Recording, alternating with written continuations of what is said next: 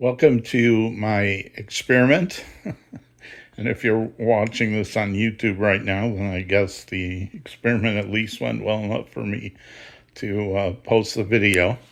What I'm going to do tonight is to start a solo playthrough of the game Magic Realm. First created in 1979 and still kicking around today. If you're one of my subscribers looking for a computer video, tutorial video, that's coming in a couple days, but tonight it's a board game night for me. So what I wanted to do is kind of make a video of a playthrough that I haven't seen on YouTube. Now, of course, it's surprising that there's still videos of a 45-year-old board game on YouTube today, but there are actually quite a few out there. But most of the ones that I've seen have been on Tabletop Simulator or Realm Speak, which is an application that'll play Magic Realm on the computer. They use advanced rules and optional rules and expanded realms and new tiles and new characters and quests and all kinds of things. But the way I've been playing it for the last 45 years is, at least solo, is just the basic second edition rule set with the official solo rules. So that's what I'm going to be doing probably a series on. This first video will just sort of be a introduction and a setup video of what's going on and explain what makes the solo version different than the regular version. One thing I want to say is this is not going to be a tutorial video of any kind. If you want to see the greatest Magic Realm tutorial series on YouTube, look for the one from Jean-Michel Gougeot. I'm going to put a link to his series in the description of this video. He really does the best tutorial video for Magic Realm I've ever seen. And the other good thing about it, other than it being the best tutorial, is that the rules that he goes over in the video, with the exception of the changes for playing solo, is the rules that he teaches in that video are the ones I'll be playing with in this series. And the other disclaimer I want to make is, even though I'm playing base second edition, which is about as out of the box as you can get with the original components, I'm not trying to say that because this is my favorite way to play it, that it's the best way to play it, or it's the only way you should play it. I mean, this is a game that's lasted 45 years, and it's about exploration and discovery and telling stories. And I'm all for all the things that people have done to expand the game and keep it alive for the last 45 years. So there's plenty of other videos out there you can watch to see, the things that people can do with this game. It's incredible. But this series, I just wanted to take it back to the very basics with the basic rules, and just with the addition of what we're going to do for solo. So let's talk about what are the changes from second edition multiplayer to solo. There's three main changes. The first change is how you build the map. So if you'll notice, there's no, sorry for the glare of this light, but if you notice, there's no dwellings on the map right now. So in the solo game, after you've built the map, you don't know where the dwellings and the ghosts are, as in the regular multiplayer game, and your character does not start at a dwelling. your character is coming into the realm all alone, and they have to find the dwellings and the ghosts and where everything is, just like a new explorer who's never been here before. So in the solo game, you have to find where the dwellings are. That's one of the things that you have to do. The second change is, since you don't start at a dwelling, you start at off the map and enter onto the map from outside the map on your first turn, unhidden. The other change for solo is that there are 2 monster rolls per turn. So things can get really crowded on the map in a hurry. So in the regular game, there's only 1 monster roll per turn. In solo, there's 2 monster rolls per turn. You'll notice I haven't put any of the spells out because I'm going to be playing with the Amazon. We'll talk about her in a minute. But she doesn't use spells, won't be looking for spells. So I didn't bother putting them out. All the treasures and all the monsters and the campaigns and mission chits are out. There's 2 mission chits that are missing.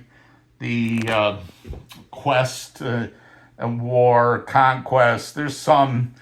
And the reason I didn't bother putting them out, because on either side, they're nothing that the solo Amazon's going to be able to do in a 1-month game.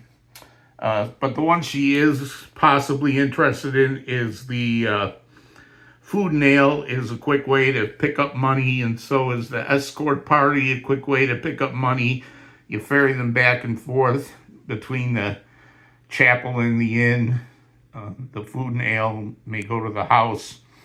And then the scholar is good because he has 3 treasures. And plus, he pays big prices for some treasure items. You can find the books and the scrolls. He loves those and can make your victory point conditions happen right there. And raid is the one mission that the Amazon will consider doing. And let's talk about the Amazon for a minute so we can explain why she would be interested in that. Here's the Amazon, or Blonde Sonia, as I like to think of her. Here's my one concession to not using the original pieces, just because her fight and move chits, they're super small, and think they'd show up well on the video. The Amazon, she is got medium vulnerability, so it takes medium damage to kill her. And she has special abilities of stamina, which gives her an extra move phase every turn. And she has aim, which does not do her much good at the moment because she doesn't have a bow. But if she can pick up a bow from the wood folk, then she can start using this capability. She's friendly with the Lancers and the patrol. So I try to get that in focus. Come on, man. You're killing me, Smalls. There we go. The Lancer, the patrol, and the shaman. And the unfriendly people are the company and the Bashkars. So the reason why she might want to pick up the raid chit is because it makes the Lancers 2 levels more friendly, so they become like super allies. And it also makes the wood folks turn from neutral to allies, which will help if she wants to pick up a bow from them or hire them to do some sniping for her. So the raid will probably cost her 16 notoriety. It's 8 notoriety to pick it up, and the mission is to kill all the Bashkars and all the rogues. And, even if she hires both the Lancers and the and the wood folk to work for her, chances are she's not going to kill all those Bashkars and rogues. So that would cost her another 8 notoriety. So the you have to balance whether you think you're going to get that 16 notoriety back by having the help from the Lancers and the wood folk. So that's why I put it over with the company who's not friendly with her.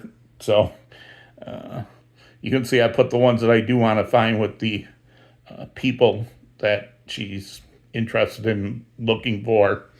Here's her chits. She has 7 fight chits and 5 move chits. She's pretty decent as far as her speed goes with her move 3s. She's got 3 of them, and they're only 1 asterisk. And her fight M3 is a 2 asterisk chit, and that's pretty good. She comes with a helmet, a shield, and a breastplate. So she has 3 pieces of armor, and she has a short sword. It does not have a time value on it because it's so short and that she can swing it as fast as she can move her arms. So the numbers on her fight chits will determine how fast she can swing her sword, whether it's unalerted like this or alerted. So for her, it doesn't really make a difference if the sword is alerted or not. She swings it just as fast and as hard in either mode. It does light plus 1 extra level of damage to medium. And since it's a light weapon and all her fight chits except 1 are medium or heavy, that means that this will do light, medium, heavy damage against unarmored monsters and medium damage against medium armored monsters. So we'll keep that in mind. As far as what, let me show you her personal pad. I'm not going to bother writing down the moves for each turn because I'm going to be recording a video and telling you what I'm going to do before I do it. So it'll be on tape, so I won't be able to change my mind midway through the turn unless I pick up, that treasure item that lets you change your moves as you go. What I've got for her for victory conditions for a 1-month game is she's going to be looking for 1 great treasure, 2 fame, 1 notoriety, and 1 gold. I used to play with 1 fame, 2 notoriety, but since I started thinking about going for the raid, I throw the extra point in fame instead. One way I make this, I have the full printout of the 2nd edition rules here. And I also have full printout of the 3rd edition rules here as well. My opinion on the 3rd edition rules is that they are the most complete reference guide, but I don't like it personally as a rule book for when you're playing the game. I only go to this if it's some super outline condition. I don't remember exactly what the nitty gritty of some outlying circumstance is. Then I'll go to this. Most of the time, everything's in this, and it's easier to find. But even easier than that is off of Board Game Geek and out of the rule book itself. I've made these handy player aids that I keep right by my personal record sheet. This one is from the rule book, 2nd and 3rd edition, of where things appear depending on the monster dice roll for this turn. And down here, because for the solo game, since they don't start on the map, I like having the dwellings here. And this is the regeneration table for the 7th day of each week. I have a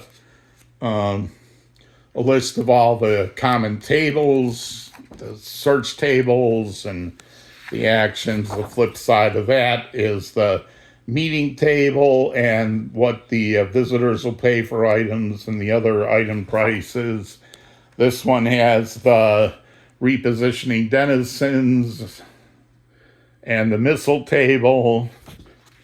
This has all the monsters. This has all the horses and the armor. This has all the weapons. This has all the natives, including how much it costs to hire the natives, either one at a time or as a group. And this chart here, summarizes all in the native group, so you don't have to, like, oh, what is Rogue 3 or what is Bashkar 5?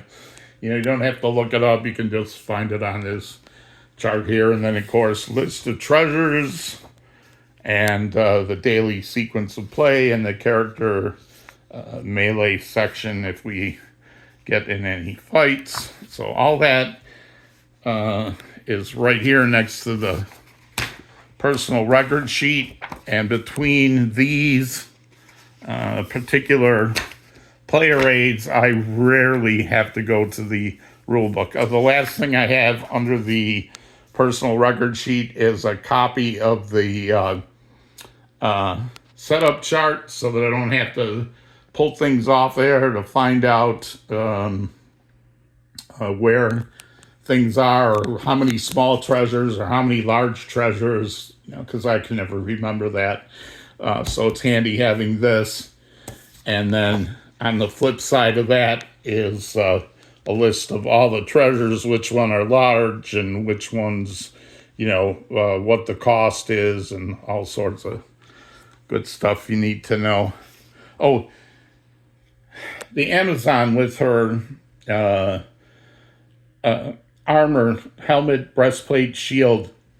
When a character starts the game, they get those armor from one of the native groups that owns them. And the two native groups that own them are the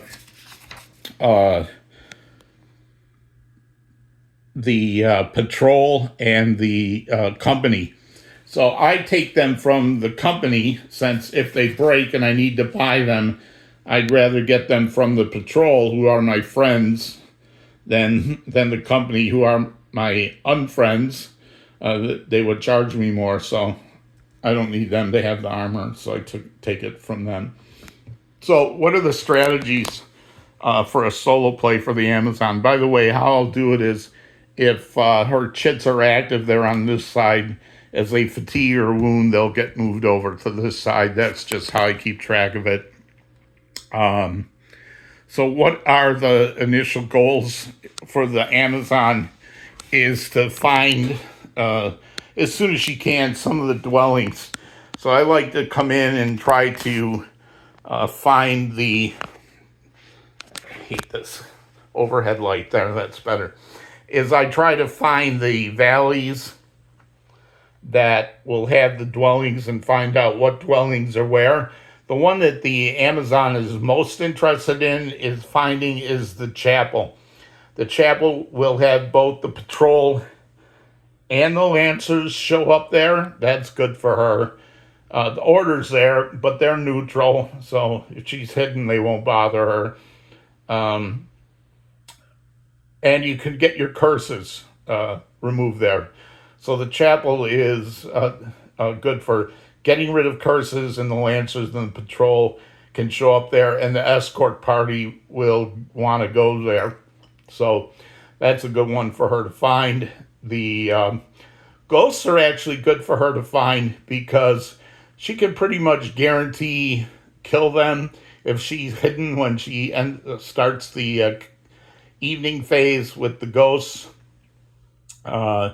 And if that happens, I'll show you. So, and killing both ghosts in one day will give her 6 notoriety, which gives her enough to pick up both the escort party and the food nail. So, next to the chapel, she'd like the ghosts. The inn is good. That's a destination for these wandering parties. It has the rogues are there. And then She might want to find the campfires to find the wood folk. The wood folk will also show up at the house, and that's a destination for the food and ale, I believe. So, house is not too bad. She doesn't really want to find the wood folk at the campfires because the batch cars might show up there and start fighting her. That wouldn't be fun. So let's look at where the valleys are and where the Amazon might come in off the map. So Awful Valley's here. The dwelling is going to be in this. Well, let me just say, I'm kind of proud of how I got this map built. In the solo game, the rule is start with the borderlands, start placing tiles around the borderlands. Every tile with 6 clearings has to connect back to the borderlands.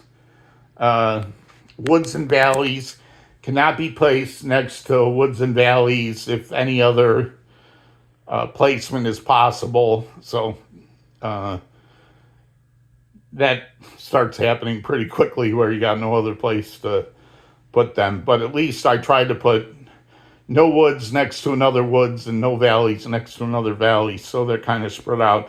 The other thing I like about this map, it's hard to get to places are on the outskirts. So I've got these down here, and I've got these up here, and this is over on the edge here. So the middle of the map is pretty easy to traverse. So hopefully that'll work out in her favor. Anyway, Awful Valley, she's not going to get to this unless she comes in here and takes a few moves to get there, going through the deep woods. Dark Valley does not have, it's another one where she'd have to come in off of this way. But I think what I'm going to do is bring her in through Evil Valley, because then she can get in here to the ruins, then come up and check out Bad Valley, come back down through here, and either go through the one cave or the secret path, check out the Dank Valley, come back around here, and then she can get to Awful Valley. So I think that's and then she can also come in through the borderlands to get to this last valley. So I'm going to stop the video here. The next thing we're going to do is take the first turn of the game where she's going to enter through the Evil Valley. So hope this works for people. Thank you.